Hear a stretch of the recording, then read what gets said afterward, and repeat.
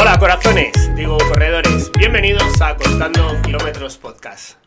Tu podcast de running nostálgico con humor e información, aunque esta última no necesariamente. Running Vintage, donde descubriremos juntos muchas de las cosas que sucedieron y suceden en esto de correr. Para poner en valor el presente, veremos que todo tiempo pasado únicamente fue anterior, pero no necesariamente. Hay tres cosas en las que estáis de acuerdo tu abuelo, tu padre y tú. Y es que antes se corría mejor, que Filipides corría que se las pelaba y que no nos cae muy bien la reina de Inglaterra. Me presento, soy Ángel Sánchez, contador de kilómetros, cuento kilómetros corriendo y cuento historias hablando. Soy speaker de carreras y narrador deportivo. Me gusta hacer reír, también soy mocatriz, modelo, cantante y actriz. Y a mi lado, enfrente y a veces en mi contra, Michael Gómez, barman de reconocido prestigio, chico para todos los eventos deportivos y editor, sobre todo editor de La Milla, la newsletter para corredores para leer en el trono, que hoy viene a contarnos la historia de la carrera de maratón y por qué Filipides era un maquinarias tremendo. Buenos días, Michael. Hola, buenos días, Ángel. Gracias por traerme otra vez aquí. ¿Te ha tocado ser barman esta vez? Sí, no, sin problema. Yo hacía unos cócteles muy buenos en alguna época, luego ya lo dejé, pero sí, me ha tocado alguna vez. Esa faceta tuya no la conocía y me la apunto para que me lo demuestres. Tenemos hoy un nuevo episodio de Cuéntame cómo empezó, y siendo los dos sectarios de la maratón, creo que debíamos de conocer un poquito más la historia y quiero contar contigo para que nos cuentes ¿cuál fue el viaje? ¿Por qué ahora corremos 42 kilómetros y 195 metros? ¿Quién fue el primero? ¿Quién fue el pionero? ¿Qué pasó? Y aprender un poquito de historia de la carrera.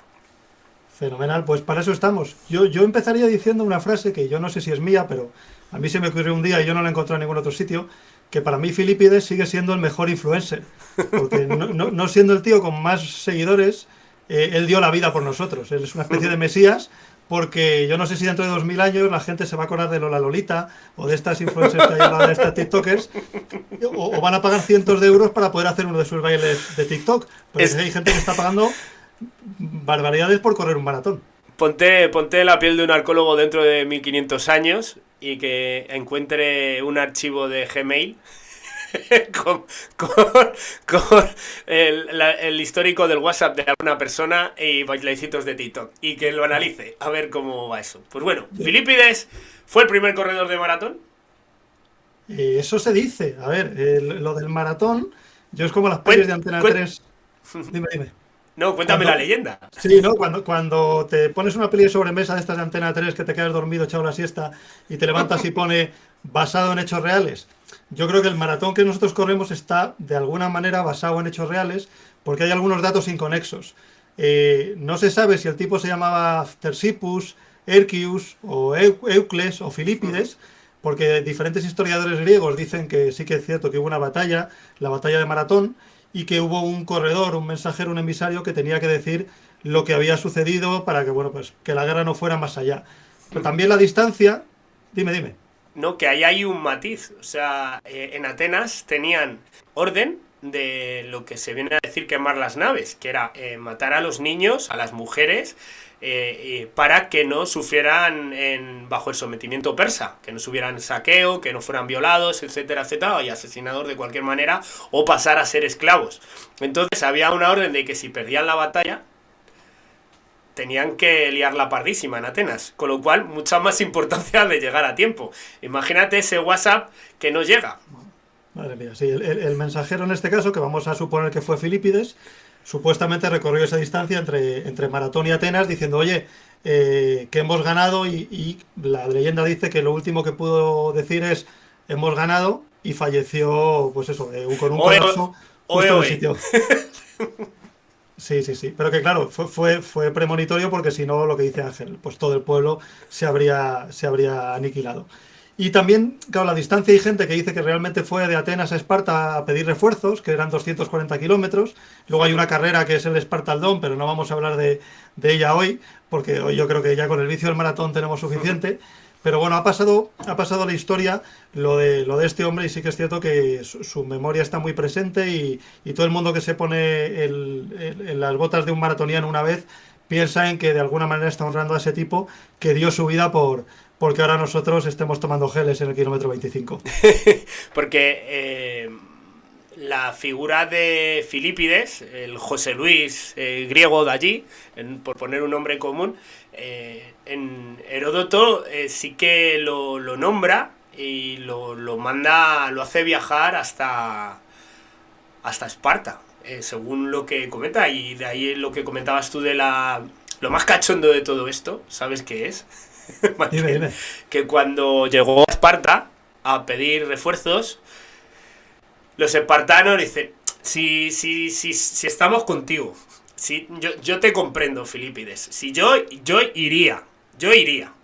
Pero es que no sé qué mierdas tenían ellos a nivel religioso, que tenía que estar la luna llena en no sé qué cuarto, no sé qué, y no podían ir. ¿Por qué? Porque estaba la luna y tuvieron que esperarse 3 o 4 jornadas hasta que ya por fin los astros se alinearon y entonces los espartanos dijeron, ahora es cuando voy a ir y ahora ya voy y te echo una manilla. Filipides, pero date cuenta, ¿eh? Date cuenta. Madre mía. Lo que... ¿Voy yo? Sí, continúa. Sí, no, lo que sí que es cierto es que no habría llegado hasta nuestra época si no hubiera sido que alguien rescató la leyenda a finales del siglo XIX.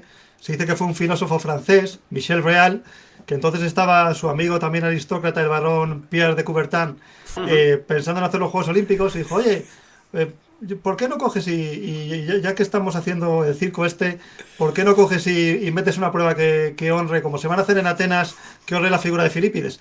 Por supuesto, Michel Breal no pensaba en correr el maratón, pero dice, bueno, pero ya que lo corran otros.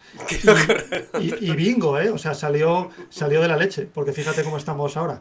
El varón Pierre de Coubertin, tremendo cabronazo, Tremendo cabronazo. Para que se sepa un poco la historia, hago un breve resumen. Era bastante misógeno, era un clasista tremendo, bueno, o sea, que inventar los Juegos Olímpicos bien, pero luego había otras facetas que igual correr tampoco lo hacía mejor persona o estar adecuado al deporte. Tiene una historia de verdad que ya os la descubriremos, la hablamos alguna vez en tirada larga en el podcast, donde en una sección que teníamos que era Olimpismo mal y joder, hay cosas que con la vista del siglo XXI dices, madre de Dios, al final cada uno vivieron en una época y se criaron de aquella manera. ¿Qué camiseta llevas puesta? Yo llevo puesta la camiseta de mi primer maratón en noviembre de 2007 en Nueva York, que pone, como soy un flipado, pues me fui a la tienda Nike Town de Nueva York y me puse aquí, te regalaban la impresión y aquí pone no pain, no gain. Y entonces, y luego tengo la medalla, que no se parecen nada a las de ahora, de 2007, igual de flipado, y la gente venía diciendo, no pain, no gain, no pain, no gain. Me iba diciendo eso en vez del nombre, porque no tenía nombre en el dorsal, y ese maratón lo recorrí con la gente diciéndome, no pain, no gain, no pain, no gain. Cosa que esa es totalmente mentira, porque yo, sinceramente, si me dan a elegir, prefiero la gloria sin dolor, pero... Claro. ¿Dónde fue? ¿Dónde debutaste? En Nueva York. Nueva York 2007 y tardé 3 años en volver a hacer otra. Dije, ya con una basta y con esta basta. Luego ya te pica el bicho y ¿para qué más? Yo llevo la camiseta de Authentic Marathon en Atenas, que corrí en 2016. Además, ellos lo ponen aquí en la camiseta bastante, no sé si se verá o me agacho un poquito. Sí, ahora se ve en plano, sí. De Authentic Marathon, una carrera que recomiendo encarecidamente y que rememora un poquito el recorrido que más o menos hizo Filipides. Tengo que decir que la distancia entre Maratón y Atenas es de unos 39-40 kilómetros y que fue un poquito... El Comité Olímpico, cuando decidió las distancias de maratón, pues fueron bueno, aproximadamente, o sea, tampoco en las primeras carreras de maratón la distancia pues fue un poquito random. Ya entraremos en detalles de por qué he dicho en la introducción que nos tenemos que cagar todos en la reina madre de Inglaterra. Vale, tenemos claro el origen de la leyenda. Una cosa es la leyenda, esto es como los cuentos para niños, ¿vale? No lo podemos creer, es muy bonito, es muy inspirador, pero es la leyenda. Lo que nos cuenta Heródoto es que quizá dio un viaje un poquito más largo para pedir refuerzos. Lo que pasa que, claro, al final todas las fuentes de aquella época son un poquito arcaicas y no está del todo claro. También nos planteabas un poquito la carrera del Espatatlón, que hablaremos otro día de ella un poquito más en profundidad. Filipides, lo que sí que te digo es que no sé si no llevaría unas Pegasus o qué es lo que podría llevar en los pies, porque la indumentaria en aquella época, he estado leyendo estudios de cómo corrían, cómo se desplazaban los soldados en aquella época, y llevaban hasta una equipación de aproximadamente unos 8 o 9 kilos encima, y he leído estudios donde se han puesto esa equipación y que pues para recorrer recorridos de apenas 2-3 kilómetros ya tenían como 15 o 20 pulsaciones más por encima de lo habitual, con lo cual sería bastante harto complicado que hubiera corrido con toda la armadura, etcétera, etcétera, que llevan. Tenemos... Hay escritos por ahí, leí otro que decía que a lo largo que iba pasando kilómetros, él se iba quitando armaduras, se iba quitando vestimenta, hasta llegar, no te digo en taparrabos, pero que llegó muy ligero de equipaje. Podemos concluir que Filipides no solo fue el primer maratoniano, sino que fue también el primer stripper de la historia. Y minimalista de la historia. En fin, también la historia que nos deja Filipides, y que creo que los corredores, muchos, pues enlazando con el lema de tu camiseta, no acaban de entender, es que igual no merece la pena morirse, ¿no? Filipides en su momento tenía una misión, pero tú, corriendo tu maratón ya en el siglo XXI, pues oye, si te sientes un poquito mal, afloja, camina, baja un poquito el paso también. Otra lección que nos dejó Filipides, que por cierto la frase la habéis puesto en la camiseta de la milla, ¿verdad? Sí, mira, no está preparado, pero por si sale en plano, la puse detrás en la camiseta, y es igual que tú la enseñas, la que os he dicho, la de Filipides sigue siendo el mejor influencer. Porque que todos nos demos cuenta que al final lo que estamos haciendo lo hacemos por este tipo. Y, hombre, son señales. Lo que hablamos siempre. Tú, si vas a correr un maratón, una prueba de esfuerzo anual, nunca está, poniéndonos serios, nunca está de más, porque igual que las cosas que te duelen musculares y óseas las notas rápido, si tienes una cardiopatía, a veces es mejor que no te salga en carrera.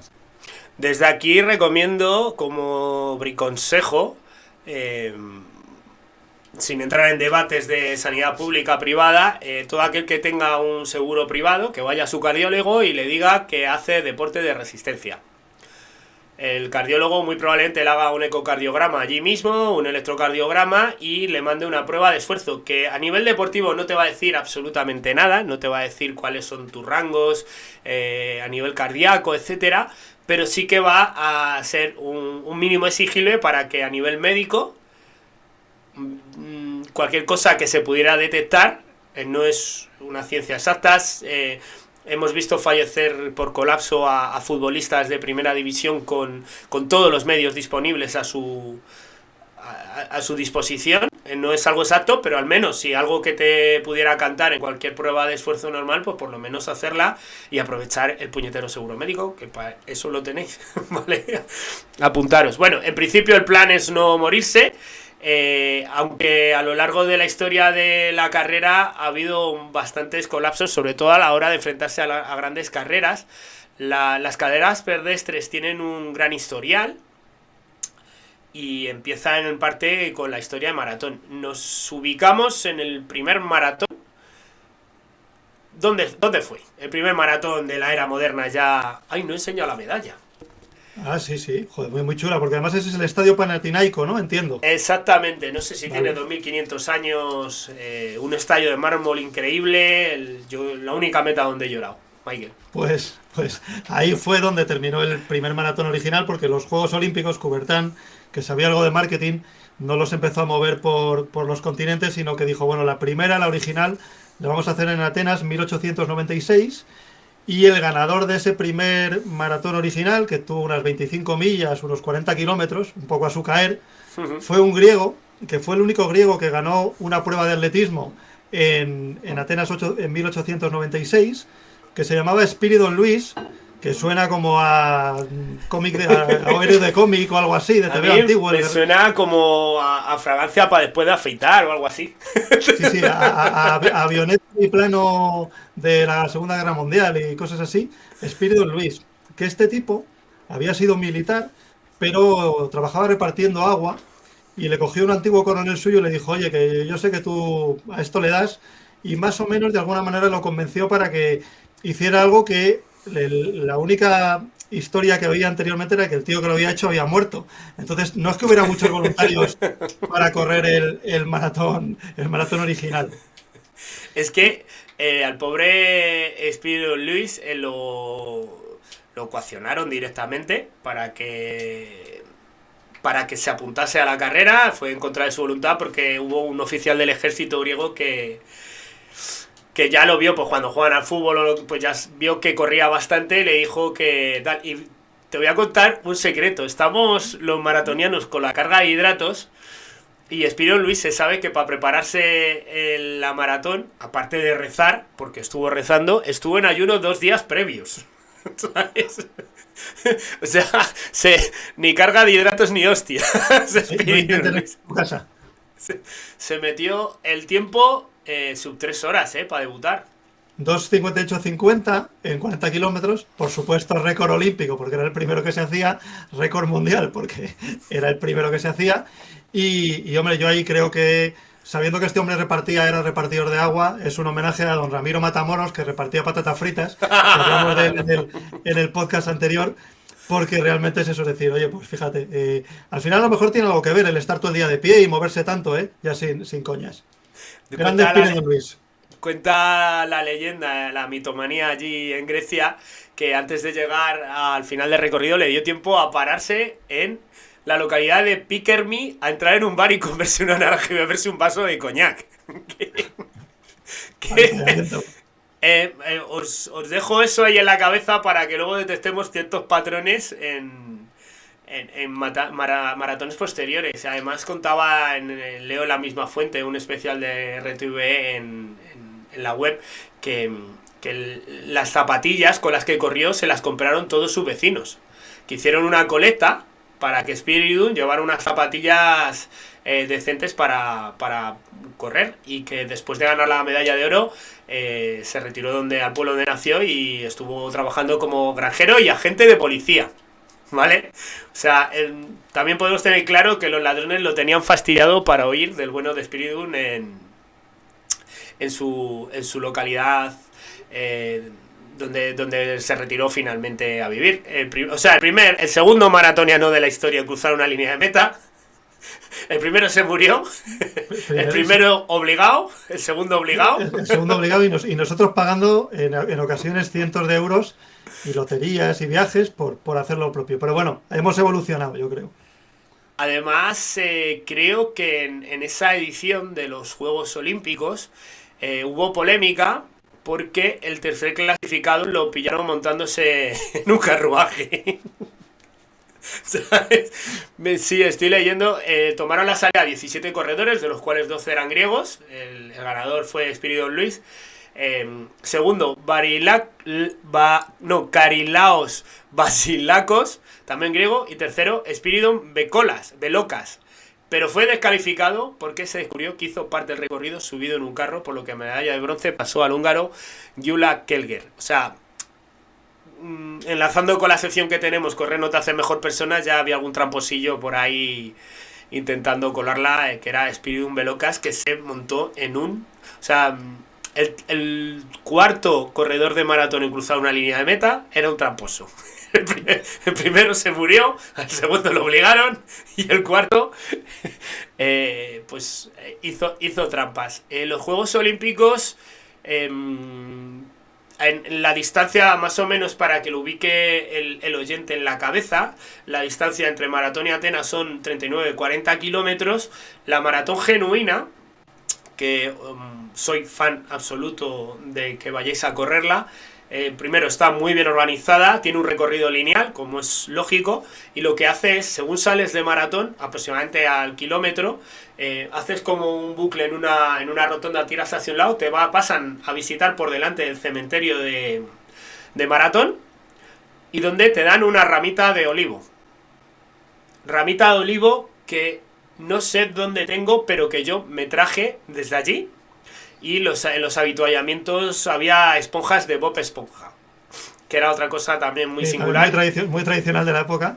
Y me traje, yo tenía unas pintas de maratoniano que imagínate, una cinta que me habréis visto de Eurafrica Trail, de Lurbel, la clásica con viserita, por un lado metida la esponja de Bob Esponja y por el otro lado la ramita de olivo. Imagínate, pues 40 kilómetros de esa guisa. Pues así corrí yo la maratón de Atenas, que tiene un recorrido bastante duro, yo creo el más duro que he corrido, pues aproximadamente del kilómetro 13-14 en subida continua hasta el kilómetro 32-33, donde la carrera baja en picado hasta Atenas y acabar en ese estadio, que es un sitio increíble. Los griegos sienten que tú estás honrando su historia. ¿Sabes? Igual que lo habrás sentido tú en Nueva York cuando te ven esa veneración por tu medalla, cuando paseas con ella. Los griegos, tanto durante la carrera como después, es como gracias por venir a reconocer nuestra historia, y es bastante emocionante. Y con ese bucle pasando por el cementerio es como completan los 42 kilómetros y 195 metros. Distancia que es la actual que corremos nosotros ahora, pero... Un apunte antes de irnos al cambio de distancia. Aparte de que probablemente en esa época tenías blog y probablemente lo puedan leer en tu blog, sí, en el famoso libro de Murakami, el de qué hablo cuando hablo de correr, hay un capítulo muy largo que habla exactamente de esto. Del libro no vamos a hablar, porque yo tengo una opinión que no concuerda con la de la mayoría. Pero no, sí yo creo que todos coincidimos que no es lo mejor que escribió Murakami. Eso es un pastiche de diferentes refritos y demás, y listo. Pero bueno, que esa parte sí que la narra, y bueno, pues dos grandes de la literatura, Contador de Kilómetros y Murakami, os los podéis poner, no, pero, sin broma ninguna, porque os van a sumergir ambos, cada uno en su estilo, en cómo es esa carrera y la dureza que tiene. Y nos vamos a cuando ya pasa 42-195 metros. O sea, teníamos una carrera de en torno a 39-40 kilómetros, y ¿qué ha pasado? ¿Por qué corremos más? Londres, 1908, el barón Pierre de Coubertin dice, bueno, ya está bien, vamos a empezar a mover los Juegos Olímpicos, esto que me he inventado, por diferentes países y diferentes ciudades y continentes, y esos juegos son unos juegos hechos para la realeza británica. Entonces se dice, oye, tal cual, es tal cual, bueno, ahora lo pagan las grandes empresas y los de Atlanta fueron los de la Coca-Cola, pues entonces la Coca-Cola era los Windsor. Entonces se dieron cuenta de que si la carrera salía exactamente del castillo de los Windsors, del palacio que tenían, medía 26 millas, y si querían ajustar la distancia para que acabase justo a los pies del palco real donde estaba el rey Jorge III, creo que era, quedaba en 26 millas, 385 yardas, o lo que es lo mismo, los 42, 195 metros, que la Federación de Atletismo dijo, bueno, pues nos quedamos con esto.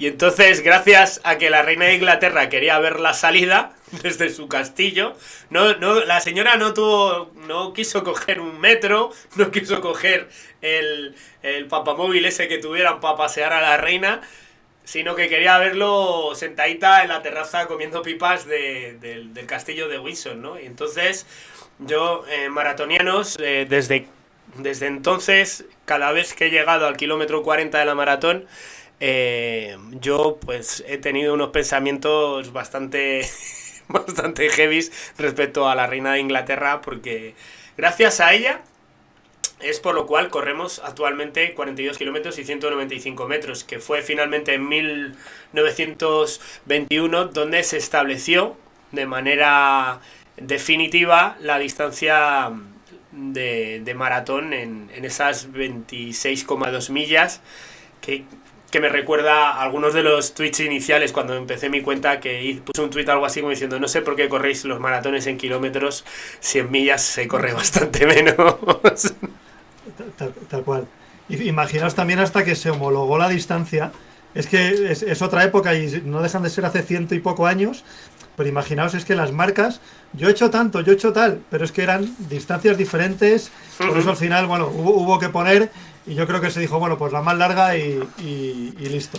no había manera de homologar un poco la distancia hasta que se establecieron ya, pero que todo viene por un tema bastante random, ¿no? La sillita de la reina, de ahí viene la expresión, supongo, la sillita de la reina que tenía que estar justo en la zona de meta. Sí, sí, alucinante. Vale, tenemos... ¿Las mujeres corrían maratón? A ver, oficialmente, ya no era Coubertin, pero era el Comité Olímpico Internacional, no les dejó en maratón olímpico hasta 1984, pero mucho antes... Es que 1984 es el año pasado, a efectos de historia. Es tremendo, ¿eh? Para que os deis cuenta, cuando a lo mejor en fútbol femenino se... No, pues que cobre lo que genera y tal. Y digo, ya, pero es que el fútbol femenino está prohibido. Ha pasado igual que con la maratón. O sea, van 75 años de retraso porque no les han dejado. Exactamente. Y había intrépidas que se la jugaban, no solo físicamente, sino a, bueno, pues el castigo, el oprobio social y demás, y corrían, pero no estaban en clasificaciones, estaban denostadas, y en 1918 se dice que Marie-Louise Ledru fue la primera de la que se tiene constancia, y a la primera a la que le tomaron el tiempo, Violet Percy, que hablamos de años 20, una cosa así. 8 años después, lo hizo 8 años después, en 1924. Es tremendo esto, ¿eh? O sea, que no dejan... Esas son las primeras de las que tenemos constancia, pero no son las más famosas ni las más conocidas, ¿no? No, porque el marketing hace mucho, el storytelling, también te digo, claro, es más difícil tener documento gráfico y eso es importante, y en Instagram la foto cuenta mucho, y el relato y demás, y entonces, y también maratones muy grandes, como el maratón de Boston, tienen los dos nombres más conocidos en cuanto a mujeres maratonianas. La mayor y la más conocida es Kathrine Switzer, la de la famosa foto con el dorsal 261, que hay un tipo, un gorila, vamos, un orangután, intentando sacarla de carrera de malas formas y su novio, que era un armario ropero, le está diciendo, ten cuidado con quién te estás metiendo, y consiguió acabar la carrera, pero...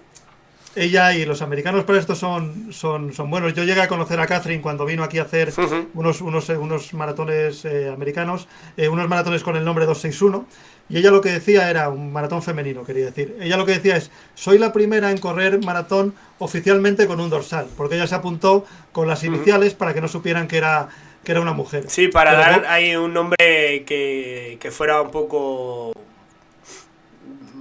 de... Sí. válido para los dos géneros. Exactamente, KVS o algo así. Pero Bobby Gibb había ya corrido el año anterior, pero claro, se había apuntado con dorsal y nombre de varón.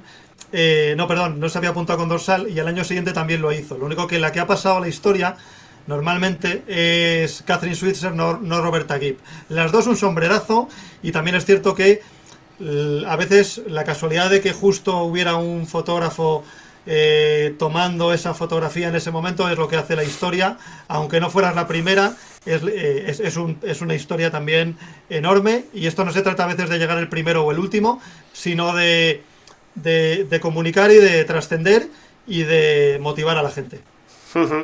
Desde luego fue muy inspiradora, y todos tenemos en la cabeza esa imagen icónica, ¿no? Del director de carrera intentando tirarla, la pareja de Kathrine, una persona fornida y fuerte, también poniendo los puntos sobre las is, como diciendo, tú a mi mujer no la tocas ni un pelo, y logrando completar la carrera. Pero es algo que resaltar, que desde 1986 has dicho, que fue cuando les autorizaron a... Los Ángeles 84 a poder correr maratón, porque se entendía que la capacidad física de una mujer, hoy en día tenemos mujeres por debajo de, no sé, el récord del mundo en cuanto está, en 2.11, 2.12, que es tremendo. O sea, no se sostiene que a nivel físico no las dejasen. O sea, era misoginia pura y dura. Les permitían competir hasta carreras de 3.000 metros. Me deja... Dime. ¿Qué me vas a contar? No, eso, que luego Boston sí que enmendó la plana y se dieron cuenta de que la habían liado parda y que no tenía sentido, y tanto Bobby Gibb como Kathrine Switzer fueron embajadoras de honor. Luego ya recibieron cartas invitándolas oficialmente, y todo ya se subsanó de una manera lógica, y siempre han sido bienvenidas en la carrera. Y pinda al mérito deportivo para España, donde el Maratón de Madrid pues permitió en 1978 participar a las mujeres con total normalidad. Eso que nos tenemos que poner. Antes has hablado de la edición de 1908, que fue el primer...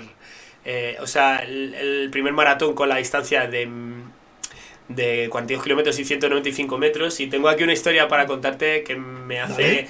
bastante gracia. Tuvo un final muy controvertido porque había un italiano que era Dorando Prietri, que estaba pues luchando por la medalla de oro, ¿no? A partir del 29 pegó un acelerón y fue ganando distancia, y donde tenía que entrar en un recinto donde corrían alrededor de una pista, ¿no? Esos últimos 350 metros. Pero llegó tan onnubilado, tan tieso, con tanta fatiga, que confundido y mareado, inició el recorrido de manera al revés. ¿Vale? Y se desplomó del esfuerzo, ¿vale? Los médicos cogieron y pues fueron a atenderlo para evitar que muriese frente a la reina. Estoy leyendo literalmente el artículo. O sea, no es que se muriese o no, sino que se muriese delante. Muérete en tu casa, hombre, muérete en tu casa. Y se cayó 4 veces más. En ese momento un estadounidense, Johnny Hayes, apareció en el estadio y parecía que iba a ganar la carrera cuando por fin Pietri logró cruzar la línea de meta, pero ayudado de los oficiales médicos presentes o quien estuviera por allí, recibiendo una ayuda manifiesta, ¿no? Que está... Y que está prohibido, y al final pues los norteamericanos presentaron una reclamación y el italiano fue descalificado, y el oro fue para Johnny Hayes, que además ese año fue el primer año que se entregaron medallas. Yo, como bien sabéis, trabajo comercializando medallas y trofeos, y era un dato que desconocía hasta que empecé a mirar toda esta historia, lo que es ese protocolo de ceremonia de entregas, de ponerle la medalla y tal, pues en 1908 fue la primera vez que se produjo. Así que hablábamos de mujeres. Me habías apuntado por aquí los récords del mundo. Sí, bueno, que si podemos decir que Joan Benoit, la famosísima Joan Benoit, ganó en Los Ángeles 84 con 2:24:52. Que era récord olímpico porque era la primera vez que les dejaron a las mujeres, claro, tanto maratón como 3.000 metros obstáculos, y que luego el récord de la distancia realmente decían que había difícil llegar al límite en el maratón porque los récords estaban muy difíciles de conseguir, pero ha mejorado los materiales, y con solo 2 semanas de diferencia, en el otoño de 2023 se batieron los 2 récords mundiales de la distancia, tanto en hombres como en mujeres. Primero vino el de mujeres en Berlín 2023, Tigis Tasefa, con 2:11:53, que le metió un bocado como de 1 minuto y medio o de 2 minutos y medio al anterior, una auténtica locura, con las Pro Evo 1, las zapatillas de Adidas de los 500 euros. Y no contento con eso, 2 semanas después, el tristemente fallecido Kelvin Kiptum, 2:00:35, esa carrera de Chicago que todo el mundo recordará, porque el tipo en el kilómetro 30 pega un cambio que parece que le quedan 2 kilómetros para llegar y le quedaban 12. O sea, una auténtica locura. Y 2 horas 35 segundos, estaremos cerquita. ¿Cuánto de cerca crees que estamos de poder ver bajar de la barrera de las 2 horas? En rango de tiempo. La rabia que me da es que yo creía que igual que le hice Obi-Wan a Anakin en la tercera de la Guerra de las Galaxias, tú eras el elegido y tal, cuando estaban peleando en la lava. Yo creo que este hombre era muy jovencito, hubiera hecho Rotterdam el domingo pasado. Yo creo que era él, por tiempo, por circunstancias, por no estar tan quemado en otras distancias, y no lo sé. Sí que es cierto que hay un maratón por debajo de 2 horas, que hizo Kipchoge en 1:59:40, el famoso Breaking 2, pero no se considera oficial porque pues eran unas condiciones de laboratorio, con un coche haciéndole pantalla, con una formación, volvemos a la Grecia, a la Roma clásica, una formación en V para quitarle el aire, con liebres que se iban intercambiando, pero fue la primera vez que vimos a un tipo humano correr durante 42 kilómetros y 195 metros, él solito, con todas esas ayudas, pero él solito por debajo de 2 horas. Yo lo veo difícil hasta que salga otro Mirlo Blanco, pero nunca se sabe. Si algo está claro es que la historia nos sorprende siempre.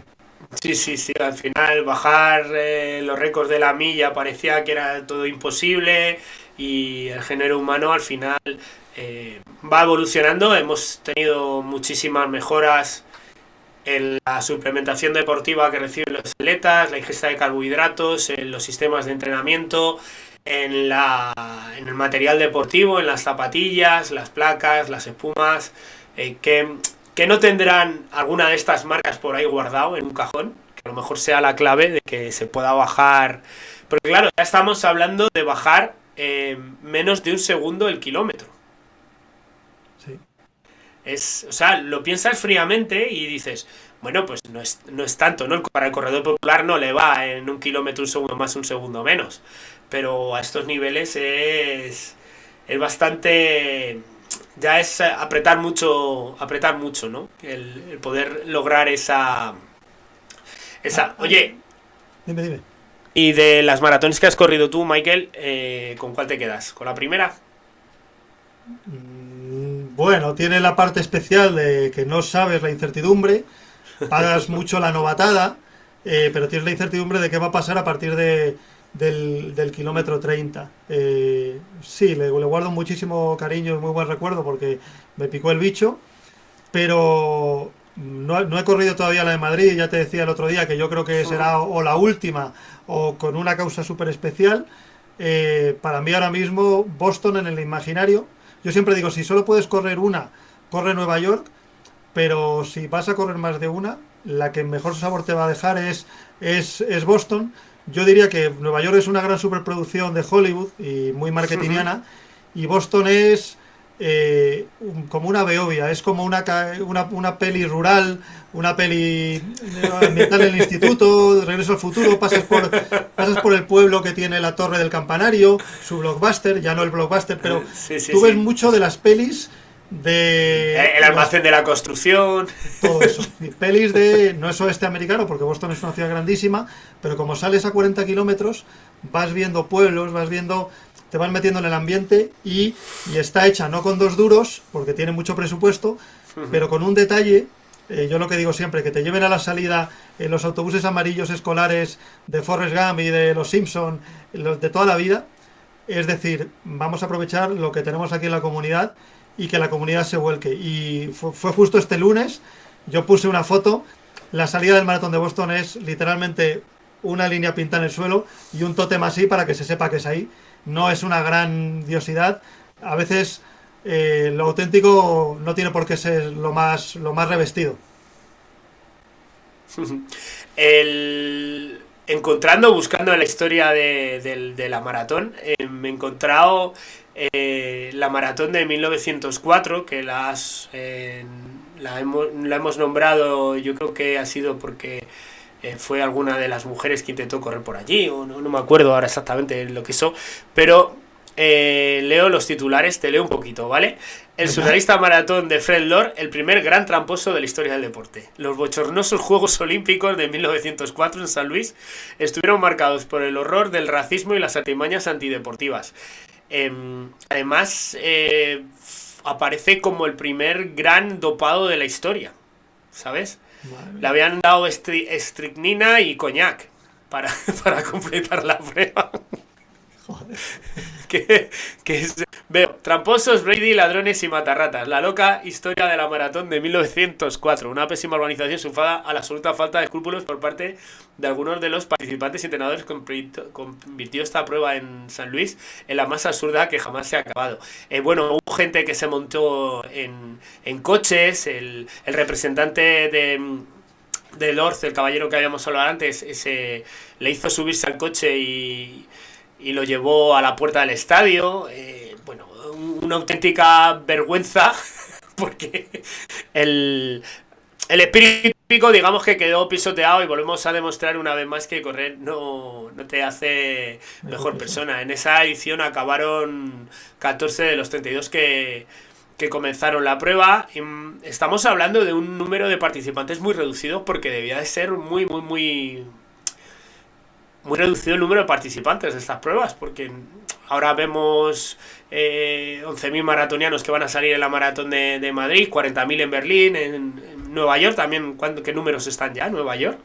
Nueva York supuestamente hará más de 50.000, París hizo más de 50.000. Sí que es cierto que en Juegos Olímpicos solo puedes llevar a 3 deportistas por país, con lo cual incluso ahora si miramos la de Tokio, la de Río, la de Londres, hablamos y además hay mínimas olímpicas, hablamos de que no suelen ser maratones muy multitudinarias. Sí que la de París va a tener lo del maratón este paralelo popular que se va a hacer la misma tarde de los Juegos, que yo creo que es una cosas buenas que al final hace el COI, que es, bueno, el comité organizador en este caso de París, que va a acercar un poco esa parte olímpica al popular, aunque correr en agosto habrá que verlo, pero sí, son pruebas muy pequeñas y habrá que pensar que en el principios del siglo XX el tener el tiempo de preparar una prueba era que tenías que tener o pasta o mecenas o un patrocinador, y luego que era territorio inexplorado, porque igual que se dice fisiológicamente ahora que es imposible que un ser humano baje de 2 horas, ¿qué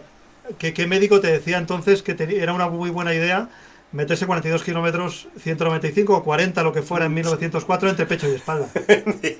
Y recordemos que el el segundo maratoniano Espíritu Luis lo hizo prácticamente en ayunas tras ayuno de 2 días. Estaba leyendo, profundizando en la historia que te contaba de los Juegos Olímpicos de 1904. Fred Lord, que era el que llegó el primero, pues es que la historia es mucho más cachonda porque el tío luego dijo que era todo una broma, ¿vale? O sea, que el que se montó en el coche de su representante fue saludando desde el coche al público en muchas ocasiones, y cuando ya pues se encontró un poco bien se bajó y fue corriendo. Lógicamente ya había sacado mucha ventaja al resto de participantes y entró al trote, y el público le veía pues de una 3 horas 13 hizo, y claro, con un sorprendente estado de buen estado físico, porque se había saltado. Madre mía. Se había saltado, o sea, no había hecho como 15 o 20 kilómetros menos, ¿no? Entonces lo descalificaron, al descubrirse el engaño, lo descalificaron y le prohibieron participar en las siguientes Juegos Olímpicos. Y meses después se comprobó que la excusa que había puesto Fred Lord, que lo había hecho como una broma y que no intentó hacer trampas, coló, y le quitaron la suspensión, se la pusieron a solo 1 año.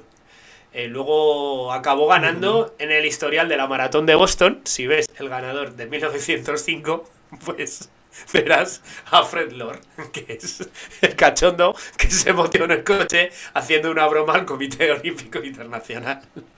¿Sabes? Pero es que el que llegó segundo, 3 horas 28, Thomas Hicks, tampoco era trigo limpio, ¿sabes? Se desmayó, le tuvieron que forzar a que se tumbara un rato, desfallecido, y para reanimarlo le dieron varias dosis de estricnina, que es... Pero que eso es un veneno, realmente. Es un matarratas, es un matarratas. Sí. Madre mía. En aquella época se utilizaba para aumentar las capacidades físicas de los atletas y está prohibido. Y hoy comúnmente se utiliza como matarratas, ¿sabes? Si no veía que aquello todavía no acaba de ir bien, puesto que presentaba convulsiones, alucinaciones, se le administró, pues le dimos un traguito de coñac, también una de brandy, un poquito de brandy. El veneno está en la dosis. Hicks alcanzó el estadio sufriendo graves alucinaciones. Es que qué vergüenza. Tras de probarse, en fin, pues ese fue el segundo clasificado, que luego finalmente fue el vencedor de la prueba. Así que tampoco intenten esto en casa, ¿eh? O sea, no intenten favor, ni lo de Filipides ni esto. Ni pues los geles, pastillas de sales y poquitas cositas más, sí, ¿vale? Sí. En fin, pues un auténtico desastre. Bueno, tiene muchas historias de esa maratón de vergüenza, también de discriminación racial, etcétera. Bueno, una cosa espectacular. Y fíjate el plantel, ¿eh? El primero que hizo trampas y el segundo que lo doparon, jugando seriamente con su vida, para conseguir llegar a la línea de meta. La maratón hoy en día es una carrera multitudinaria, es una carrera con miles de participantes, miles de seguidores, es una carrera aspiracional para muchos corredores, y también hay muchos corredores que no corren maratón, no me van a creer, no corren maratón y no pasa absolutamente nada. No pasa ¿verdad, nada. Michael? Nada, aquí no se reparte carnet y cada uno tiene sus circunstancias, y tú puedes quedarte en un 10K y ser feliz, pasar a la media y ser feliz en la media. Fíjate las super halves, gente viajando por toda Europa, pasándoselo súper bien, corriendo Praga, corriendo Copenhague, corriendo Cardiff y teniendo las patas bien al día siguiente, y que nadie es más ni menos corredor por correr una u otra distancia. Exactamente, transmitir eso, que no... Parece que a nivel social, como corredor, en tu entorno, pues vas... Me parece que es como la doble moral, ¿no? Porque por un lado se está atizando al corredor que le han perdido el respeto a la maratón, que sea así no, que esto es un proceso de tiempo y no sé qué, pero por otro lado el corredor de maratón Nobel recibe una presión muy fuerte de todo su entorno. El que ha corrido ya 6, 7 medias maratones, ¿tú qué crees que le está preguntando la gente de su alrededor? Sí, que cuándo va a dar el salto, igual que cuándo vas a tener el niño, cuándo os casáis, y por suerte siempre hay algún cuñado que dice, no, si yo el otro día corrí un maratón ahí en el pueblo y era una prueba de 7 kilómetros. Pero... Recordamos todos que nuestros tíos, haciendo la mili, corrían maratones diarios. Que ya me encantaría poder hacer un viaje en el tiempo y ponerle un reloj GPS a esas personas de 18 o 19 años haciendo la instrucción militar, para que realmente se demostrase cuántos kilómetros corrían. De momento... Se lo robaba el sargento, seguro, sí. a la primera imaginaria. De momento hemos aprendido por el camino que entre 39 y 40 kilómetros corrió el primer maratoniano de la historia, que amochó, que el segundo lo corrió obligado también en esa instancia, y que la reina de Inglaterra no nos cae demasiado bien. Nos hemos dejado alguna cosilla en el tintero, Michael. Yo creo que el repaso a la historia del maratón yo creo que nos ha quedado bastante completita. Yo creo que bastante bien, con la dosis y píldoras de diversión que tenemos que meterle aquí y el típico humor. Sí que hay una cosa, que es los Juegos Olímpicos, para lo bueno y para lo malo, homenajean al maratón cada edición, porque la prueba del último día, la última prueba del programa del atletismo, es el domingo de la ceremonia de clausura por la mañana. Esa mañana solo está en atletismo la prueba de maratón, para que todo el mundo esté concentrado en ver a los maratonianos. Y es algo que a mí en ocasiones me ha hecho hasta estar de madrugada a las 2 o las 3 de la mañana viendo maratones, que supongo que a ti también te ha tocado. El de Atlanta vez. Famoso, sí, claro, Atlanta, sí. Y por muchos años. Pues nada, que sigamos contando historias de maratón. Nos quedamos apuntados en la lista de proyectos, mirar un poquito más a fondo la historia de la Spartathlon. De hecho, es una de las que yo tenía, no sé si te comenté en su momento, pero que tengo pendiente de profundizar un poquito más, porque ahí hay un sujétame el cubata muy grande que conviene un poquito estudiar y meter ahí el bisturí para ver qué historias curiosas, divertidas y qué podemos aprender de esa carrera. Así que nada, Michael, muchísimas gracias por tu tiempo.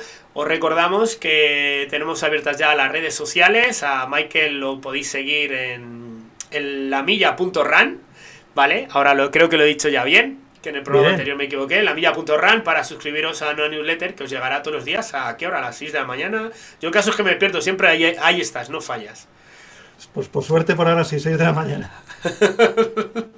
Y pues nada, dejaremos algunos enlaces en la descripción del episodio para que podáis tener un poquito de documentación. Muchísimas gracias por vuestra atención. Trataremos de hacerlo mejor la siguiente vez, pero no podemos prometer nada. Hasta luego. Hasta luego, Michael, gracias. Mucho.